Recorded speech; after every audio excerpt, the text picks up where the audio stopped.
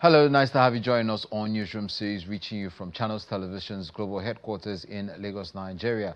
I'm Dominic Iwiwa, and today our focus will be on the North Central region. Before we get into that, let's have a snippet of our top stories making rounds at the moment. Controversy is trailing the reported disappearance of APC social media influencer Bashir Issa Gusau, allegedly picked up on Wednesday night at a football viewing center in Gusau metropolis. The Zamfara APC claims Gusau was taken away by men who identify themselves as DSS operatives attached to the government house, alleging that shots were fired into the air to disperse onlookers before he was driven to an unknown location. The party says efforts to trace him have failed, with his phone line switched off. The state government has strongly denied the claims, insisting it has no knowledge of any arrest. The police command also said it was unaware of the incident, adding that no report of abduction or related attack have been received, but promised to make further inquiries. Now, a board member of Enough is Enough Nigeria, Yemi Adamolekun, has narrated the events that led to the use of tear gas by the police during yesterday's demolition protest. He refutes claims of gunshots and confirmed that 2 people sustained injuries that required being hospitalized, and about 6 persons were arrested, but later 4 persons were released while 2 people still remain in police custody. So the protest was to the State House of Assembly, which is a body of elected representatives. Now, a few of them came out to address the crowd, and the crowd was like, look, we're on the road. You designed the House of Assembly to have a place where citizens can be addressed. There's an amphitheater in there. We want to come in so all of us can be addressed and we can be seated. They said no, that because they can't guarantee what would happen, anything can happen, destruction, so they wanted representatives. And the protesters said no, that we're all elected, we're all citizens, and we don't want to send people. So the House of Rep members got upset and walked away. I was there, tear gas in my face, tear gas in my throat. Other people had that, would cough somebody. I mean, quite a number of people talked about their chest still paining them. At least 2 people where you can sustained injuries that require them being taken to a hospital. Then you have 2 people, well, about, I think 5 or 6 people that are arrested. 4 of them have been released. 2 of them are still in the custody of police. For a lot of people, what happened to the gentleman seemed like a gunshot wound. But I will say this, that all that I'm aware of that happened yesterday was tear gas. Now, I think for some of the journalists complained that it was shot so close to people standing that someone might have been injured by a canister that then felt like a gunshot wound.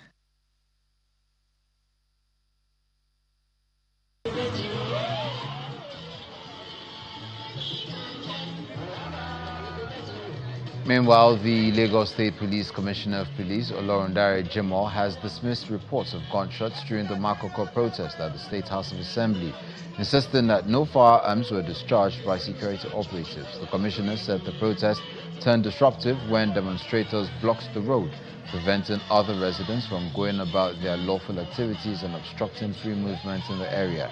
He was speaking on our program, Sunrise Daily.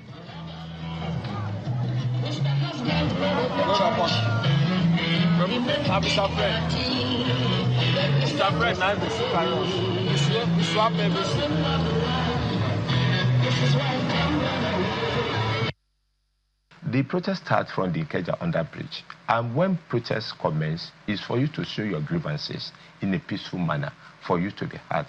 No gun was fired throughout the entire process of the protests yesterday.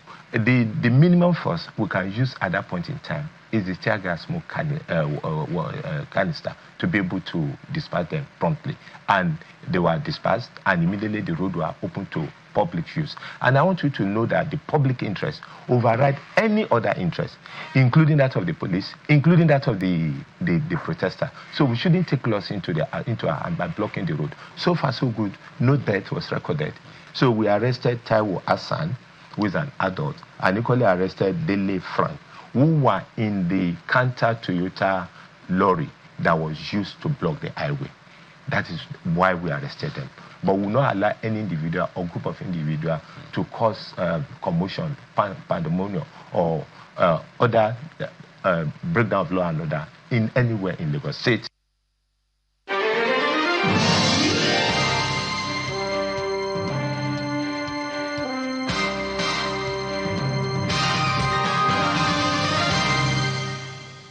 We start off in the Federal Capital Territory as the Senate has commenced consideration of the Electoral Act 2022, Repeal and Reenactment Bill 2026, dissolving into a closed-door session to review documents earlier submitted by the chairman of the Senate Committee on Electoral Matters, Senator Simon Lalong. The closed session was convened to allow lawmakers to thoroughly examine the proposed amendments and supporting documents before further legislative debate on the bill. The Plateau government has approved 10 new road projects at the cost of 160 billion naira as part of broader infrastructure drive aimed at improving access, safety and economic activities across the state. The Commissioner for Infrastructure, Joshua Lavin, disclosed this while briefing journalists on the progress of ongoing road and street lighting projects in the state. Our correspondent Percy Dabank completes the report. From heavy-duty road construction to bridge works and street lighting, infrastructure development is gradually reshaping major corridors and communities across Plateau State.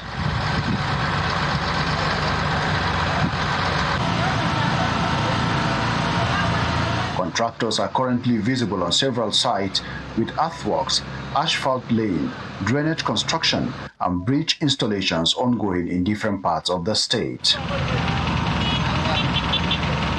Briefing journalists on the development, the Commissioner for Works, Joshua Lavin, says the government has approved 10 new road projects covering several local government areas, including major reconstruction works, new road networks, and bridges. It's going to add value and reduce stress of our citizens who struggle from the headquarters to the state capital. But with this road now, the state is cost, and then the economic activity is booming, the agricultural impact is more because there will be no wastage of farm produce anymore because accessibility to the market is quick. Beyond the newly approved project, over 18 major road projects are currently ongoing, while several others have been completed or are at advanced stages of execution. These roads are deliberate, and these roads have great impact on the people, lives within those communities, apart from for commuters alone, but for our own agriculturalists, security network, tourism and culture, and a lot. And connectivity, easy connectivity. So this is the importance of, this is why we embark on this project. Many residents confirm that commuting is already much easier and improving daily life. Usually some of the streets, you pass them at night and the place is just dark. But recently we have street lights, the solar street lights, and everywhere is lit, and movement at night is comfortable. When one thought he was going to be distracted as a result of the court issue that came up after he was announced the winner of that election in 2023, I mean, the speed at which he was doing infrastructure on the plateau was massive. The Commissioner gives assurances that the state government remains committed to completing all projects according to specification as infrastructure development continues to take center stage in Plateau State. Percy Dabang, Channels Television News. Now, the Kogi State government says its massive investment in the agricultural sector in the last 2 years has positively impacted the food production and price reduction in the state. The State Commissioner for Agriculture, Mr. Timothy Ojoma, stated this in Lokoja, the capital of Kogi State, during the flag-off ceremony of the distribution of dry season input and processing equipment to farmers in the state. The Commissioner, who represented the state's governor, Mr. Usman Ododo, praised the federal government and IFAD VCDP for empowering farmers, noting that it has improved food security and farmers' livelihoods in Kogi State.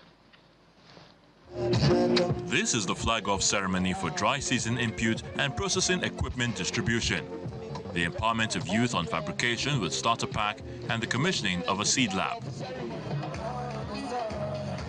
Farmers converged on the premises of the Kogi State Agricultural Development Project in Lokoja, the state capital, to partake in the World Bank Agric program supported by the International Fund for Agricultural Development and Value Chain Development Program in collaboration with the federal and Kogi State governments. In Kogi State, a core objective of the FGN IFAD Value Chain Development Program is to enhance income and strengthen the food and nutrition security of rural households on a sustainable basis. This particular scheme targets rice and cassava value chains. Our mandate is to support smallholder farmers in our rural communities that are into rice and cassava value chain, especially in the area of production, processing, and marketing of our rice commodities. This we have done, and so far we've been able to support about 5,877 farmers. For the beneficiaries today, well, the National Project Committee has said it all. This is meant for you, just for you. It is not meant to be sold in the market. You don't have to sell it. You are selling your conscience and you'll be selling your future. And let me warn, these inputs you are seeing can be traced to anywhere. Officials from the Federal Ministry of Agriculture and Food Security emphasized the importance of supporting farmers in stimulating rural economic growth and improving food security. Permit me, Your Excellency, to commend you for the remarkable work you are doing in improving the welfare of your people and advancing agricultural development in Kogi State. As an impact-driven intervention, the sustainability of the IFAD VCDP is of utmost importance to both your administration and the people of the state. The National Program Coordinator of the IFAD VCDP gives a breakdown of success stories. To date, Kogi State VCDP has supported a total of 5,877 farmers across the rice and cassava value chains, comprising of 2,600 male and 3,275 female and 2,100 youth. So you can see VCDP is gender sensitive. We've reached more women than men, and we've reached a lot of, over 40% of our beneficiaries are youth. In his keynote address, the Kogi State Governor, Usman Ododo, represented by the State Commissioner for Agriculture, Timothy Ojoma, says the present administration prioritizes food production through distribution of farm inputs for dry and wet season farming. We all know that high-quality seeds are one of the most important primary inputs that drive agricultural productivity. Indeed, it is scientifically proven that seed quality is directly related to crop yield.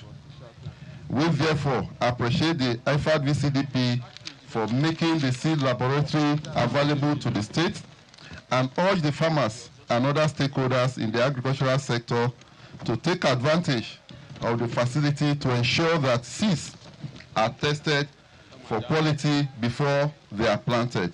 Thank you very much.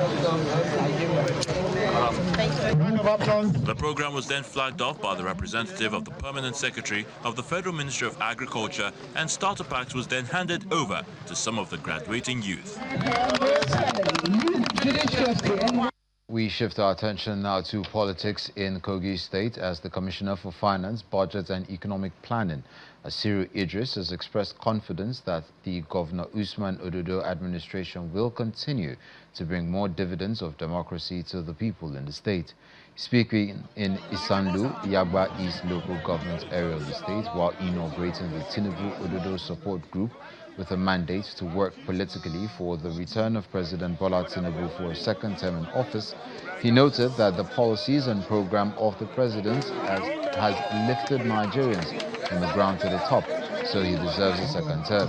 The commissioner, who spoke on behalf of the governor of the state, Governor Usman Ododo, also distributed motorcycles and cars to some of the ward chairmen and APC leaders in that zone to boost campaign efforts ahead of the 2027 re-election of President Bola Tinubu and Governor Usman Ododo of Kogi State. The reforms of Mr. President has helped the state, Kogi State. Under the leadership of Governor Ahmed Usman Ododo, because the reform was so good, and more reforms are still coming. With reforms, we are able to continue to maintain salary payment 100%. And that is to tell you, the governor who has been part of the local government knows the importance of the autonomy of the local government.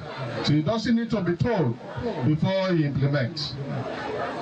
Also, we have projects across the state ongoing. We have projects across the state ongoing. More projects will still continue to come. This is just within 2 years in office.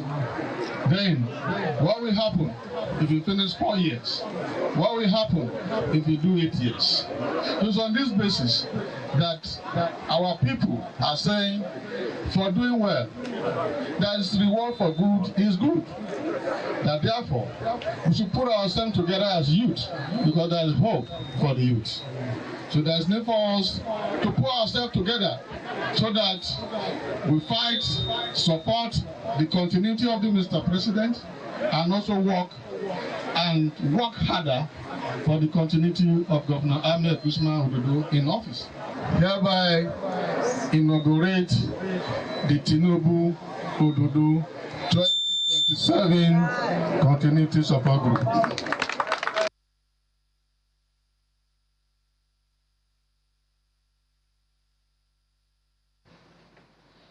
Now, women drawn from the 25 local government areas of Niger State under the aegis of the Coalition for the Women campaign gathered for a rally to formally endorse ADC governorship aspirant Mohamed Watugai for the 2027 general election in the state. The women say their decision is based on what they describe as his leadership qualities, humility and commitment to grassroots development, especially in the area of women empowerment. The coalition appeals for programs that would support women economically and create job opportunities for unemployed youths, stressing that women across the state are eager for purposeful leadership.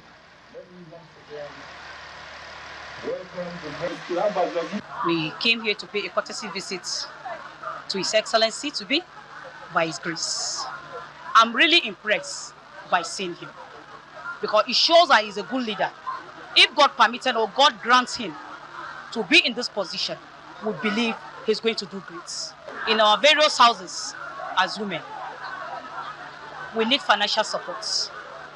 And our children at home, some of them have graduated from school, they no work, they have no job.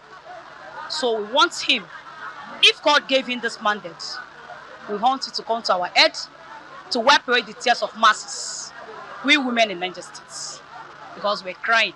I have plans for every local government in my manifesto.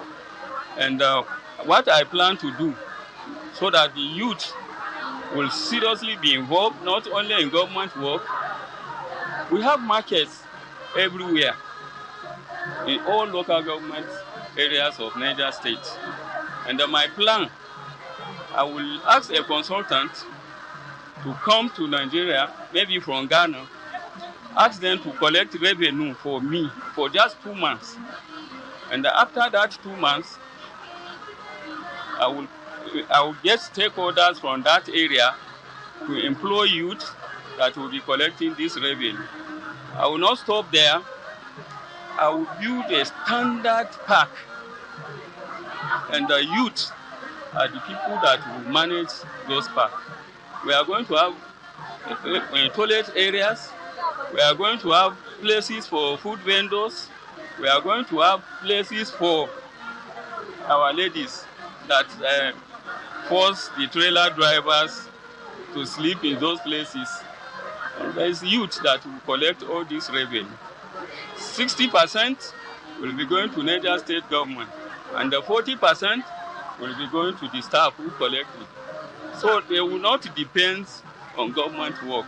I think I should commend Babu for a work well done. You know, being a leader is not easy. He has tried his best, and he will leave the rest to Almighty Allah. But I want to tell you that when I become governor of Niger State, I will improve on what he has done.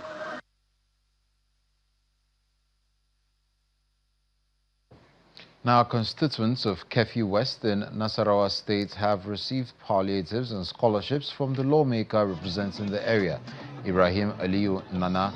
The palliatives are in fulfillment of his campaign promises, which is focused on education, health, empowerment, electricity, and infrastructure development. 20 students were also selected to benefit from a fully funded scholarship at the State University and College of Health, Science and Technology, from admission to graduation. This achievement reflects our guiding philosophy. Service to the people must be visible, measurable, and impactful. These achievements are not mine alone. They are our collective achievement. Our aim is to transform Kefi West, strengthening our community and providing opportunity for child, women, and youth. As we move forward, I assure you that our best days are still ahead. We will continue to expand empowerment programs to attract more employment opportunity, invest in education, and build infrastructure that provides daily life. Now, in Kwara State, the government is actively developing pastures to reduce farmer-herder conflicts, enhance livestock production, and boost economic opportunities. Key initiatives include earmarking hectares of land for pasture development, establishing an animal breeding unit, and partnering with the World Bank's Press project to improve livestock value chains. The state organized these periodic workshops to educate livestock farmers on the need to establish commercial pasture facilities to reduce the wandering of animals. The purpose of these programs, the workshop, is just to gather together stakeholders in livestock sector, those that have land, that have resources, that can develop pasture in Kwara State. Feed is one of the most critical inputs in livestock production, accounting for 70% of all the inputs.